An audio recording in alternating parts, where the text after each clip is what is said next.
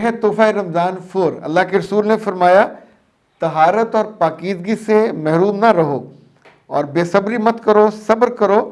جیسا کہ سینے پہ پہلی چوٹ لگنے پہ صبر کرتے ہو، اور انسانوں پہ بے رحم مت بنو، انصاف کیا کرو، اس پر قائم رہا کرو، شرک سے دور رہو، یہ اللہ کو بہت سخت ناپسند ہے،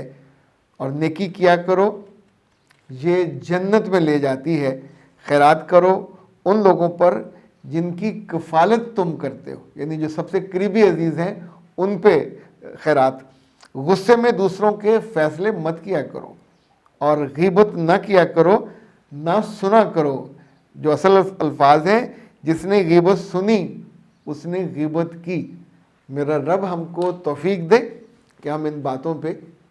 ان کو سوچ بھی سکیں اور ان پہ عمل بھی کر سکیں۔